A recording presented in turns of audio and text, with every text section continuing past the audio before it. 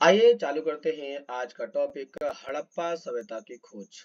अब देखिए, जब भी हम किसी सभ्यता की खोज करते हैं तो ये ऐसा तो है नहीं कि हम आज सोच के चलते हैं कि आज हम जा रहे हैं उसे खोज करेंगे उसे खोज करेंगे उसे खोज करेंगे। ऐसा हम कुछ भी नहीं सोचते। तो हमें किसी सभ्यता की जानकारी मिलती कैसे है? किसी भी सभ्यता की जानकारी किसी क्षेत्र में उसके नीचे होने वाले खुदाई से मिलती है। क्योंकि जब भी हम किसी क्षेत्र की खुदाई करते हैं तो समझ में आता है कि अरे यहाँ तो बहुत ही प्राचीन चीजें दफनाई गई है या मिला हुआ है। जो हमें मिल रहा है वही हमें किसी न किसी सभ्यता से जानकारी को जोड़ता है और हम कहते हैं कि शायद ये सभ्यता इतनी पुरानी होगी, इतनी नई होगी या इस प्रकार की होगी। कहता कि अब तक हमने हड़प्पा सभ्यता के विभिन्न पहलुओं का विश्लेषण किया। किस प्रकार पुरातत्वविदों ने भौतिक अवशेषों से प्राप्त साक्ष्यों के माध्यम से एक आकर्षक इतिहास के अलग अलग अंशों को एक साथ जोड़ा। लेकिन एक और कहानी भी है कि किस प्रकार पुरातत्वविदों ने सभ्यता की खोज की होगी, क्योंकि हर एक पुरातत्वविद ऐसा तो है नहीं वो जानता है कि इसके नीचे ये छिपा हुआ है, इसके नीचे ये छिपा हुआ है। आखिर किसी की तरह से उसने किया ही होगा। तो कैसे किया था? कहता कि जब हड़प्पा सभ्यता के शहर नष्ट हो गए तो लोग धीरे धीरे उनके विषय में सब कुछ भूल गए। जब लोगों ने इस क्षेत्र में सालों बाद रहना चालू किया तब वे नहीं समझ पाए कि बाढ़ या मिट्टी के कटाव के कारण अथवा खेत की जुताई के समय या फिर खजाने के लिए खुदाई के समय कभी कभी धरती के सतह पर आने वाली अपरिचित वस्तुओं का क्या अर्थ लगाया जाए। क्योंकि जो चीजें निकल रही हमें उसके बारे में पूर्ण जानकारी नहीं है। तो हम इसका अर्थ कैसे निकालें? इसके बारे में अर्थ किसने निकाला? इसके बारे में अर्थ निकालने का काम कनिंघम के द्वारा किया गया। किसने किया? सबसे पहले कनिंघम ने किया। जब भारतीय पुरातात्विक सर्वेक्षण के पहले डायरेक्टर जनरल, इनका नाम क्या था? कनिंघम था।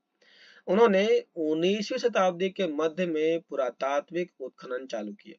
तब पुरातत्वविद अपने अन्वेषणों के मार्गदर्शन के लिए लिखित स्रोतों का प्रयोग करते थे। अब देखो कुछ कुछ बिंदु है जिसे आप लिखते चलेंगे। लिखित स्रोत।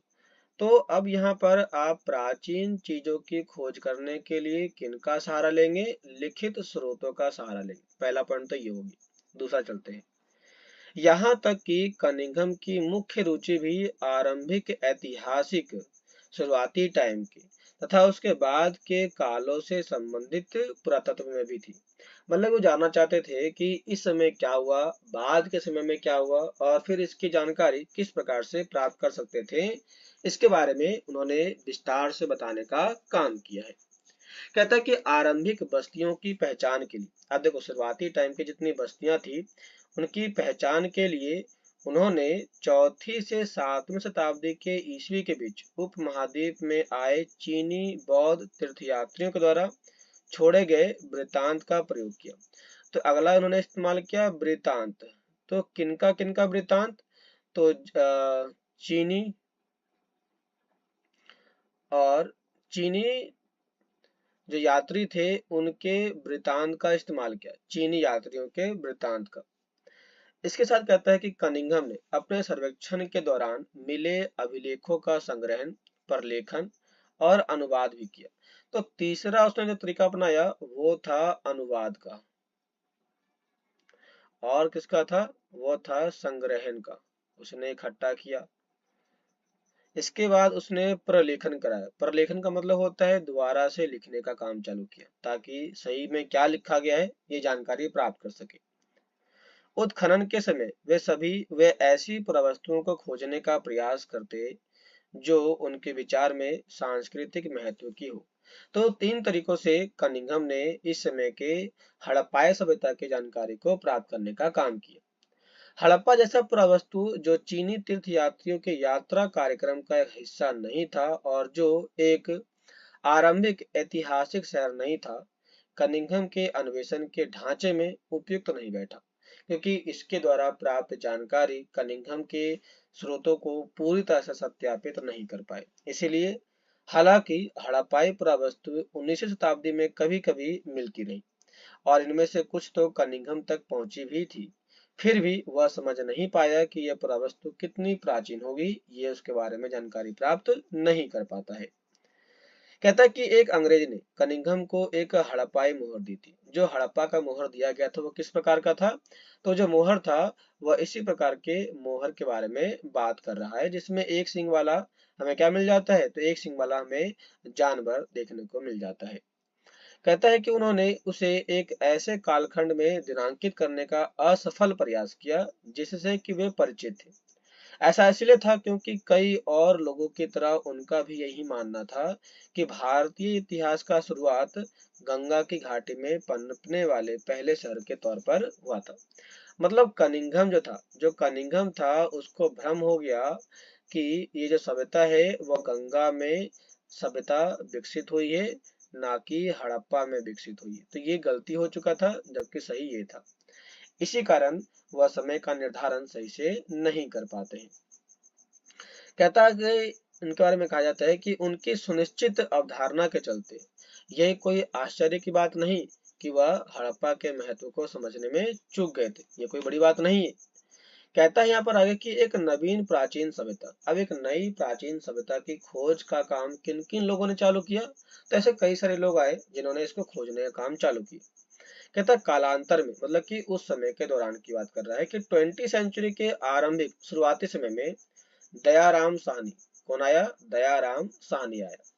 ये पुरातत्वविदों ने हड़प्पा में मोहर खोज निकाली जो निश्चित रूप से आरंभिक ऐतिहासिक स्तरों से कहीं अधिक प्राचीन स्तरों से जुड़ा हुआ था। अब इनके महत्व को समझा जाने लगा। और एक अन्य पुरातत्वविद जिसका नाम था रखाल दास बनर्जी, तो एक दूसरा व्यक्ति आया रखाल दास बनर्जी।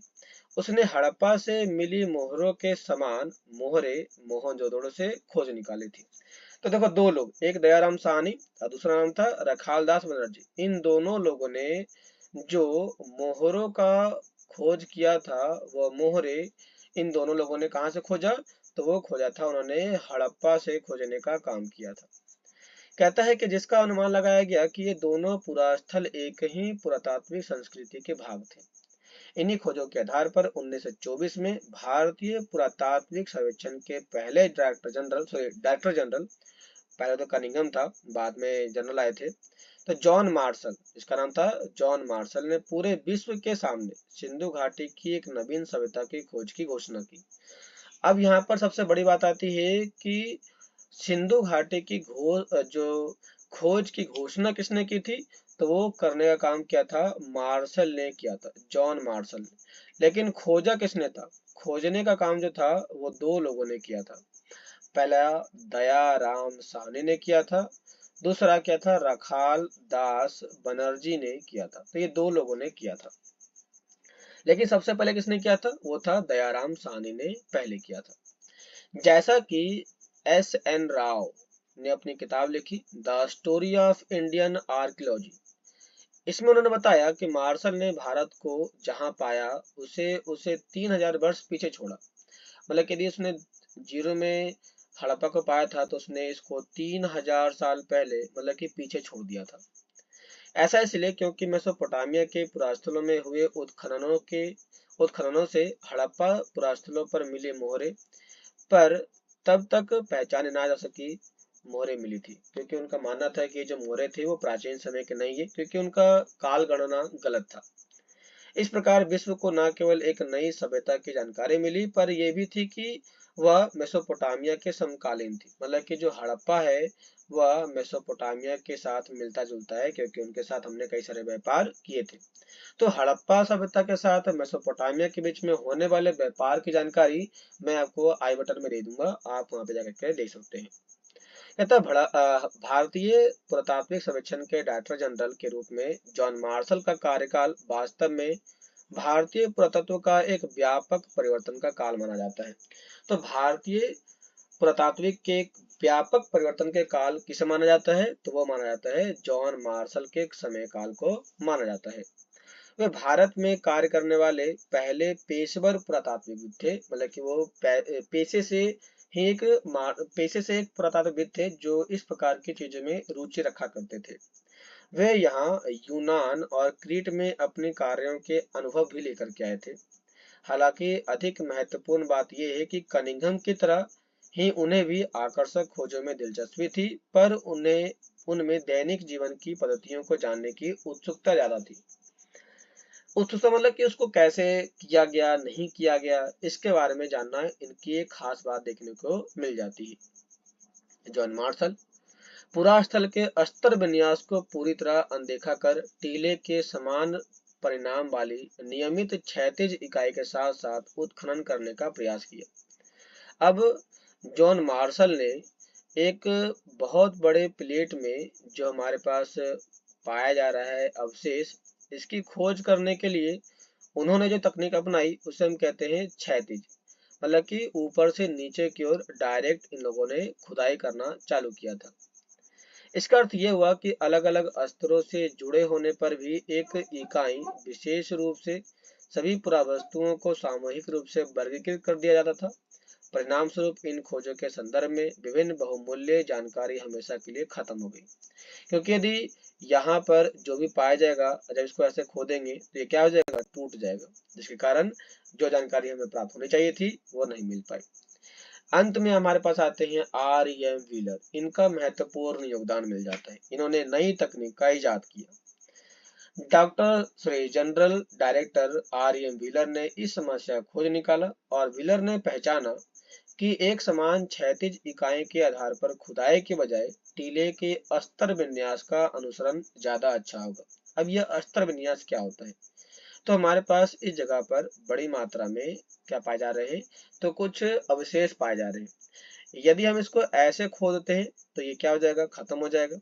लेकिन यदि हम इसके जगह पर इसे लेयर बाय लेयर खोदें, लेयर बाय लेयर खोदें, तो लेयर बाय लेयर खोदने से इसमें जो जानकारी मिल रही है वो खत्म नहीं होगा, बल्कि वो बचा रहेगा।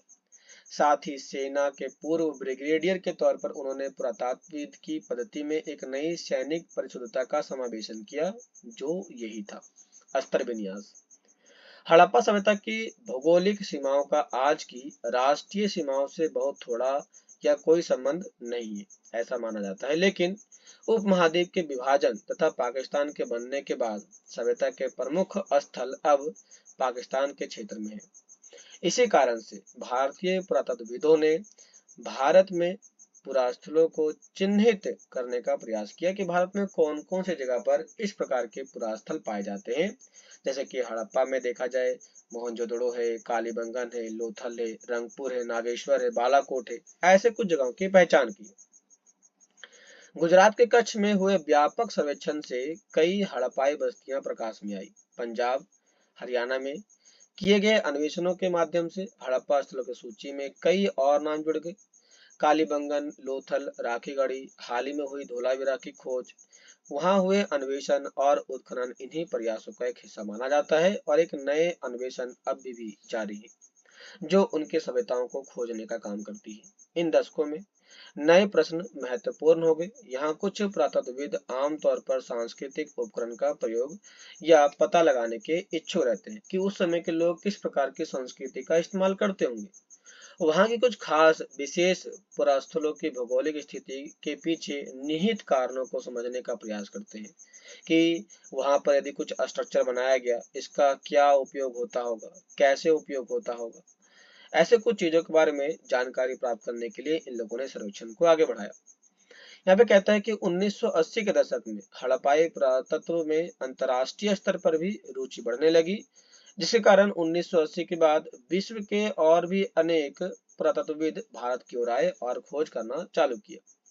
हड़प्पा और मोहनजोदड़ो दोनों स्थानों पर उपमहाद्वीप के तथा विदेश विशेषज्ञ संयुक्त रूप से कार्य करते रहे और वे आधुनिक वैज्ञानिक तकनीकों का प्रयोग करते रहे, जिनमें मिट्टी, पत्थर, धातु की वस्तुएं तथा वनस्पति और जानवरों के अवशेषों से प्राप्त किए गए अनेक प्रकार की जानकारी मिल जाती है, जो सतह का अन्वेषण और साथ ही उपलब्ध साक्ष्यों के हर सूक्ष्म टुकड़े का विश्लेषण सम्मिलित था। इन सभी के माध्यम से जानकारी प्राप्त किया गया। यह अन्वेषण भविष्य में रोचक परिणामों की ओर आशा दिलाता है और बताता है कि भविष्य में इसका इस्तेमाल बड़े स्केल पर हो सकता है। तो इस टॉपिक के बारे में हमने विस्तार से देखा, लेकिन इसमें कुछ खास टॉपिक को ऐड किया गया है। जैसे कि यहाँ पर पहला ऐड किया गया है हड़प्पा में R.E.M. व्हीलर के योगदान के बारे में। अब यहाँ पर देखो कहता है कि जो R.E.M. व्हीलर थे, हड़प्पा में अपने अनुभव के विषय में उन्होंने कुछ लिखने का काम किया है। मुझे याद है कि 1944 की एक गर्म रात को पुरातात्विक सर्वेक्षण के नवी नियुक्त डायरेक्टर जनरल के तौर पर अपने स्थानीय मुस्लिम अधिकारी के साथ हड़प्पा नामक एक छोटे से रेलवे स्टेशन से एक गहरे बालू के रास्ते पर 4 मील की तांगे की सवारी कर मैं प्राचीन स्थल टीलो, जो चांद की रोशनी में अवलोकित थे, के समीप स्थित एक विश्राम गृह तक पहुंचा। अपने चिन्हित सहकर्मियों को इस चेतावनी की कि अपना निरीक्षण अगली सुबह 5:30 पर से चालू होगा और 7:30 तक समाप्त हो जाएगा।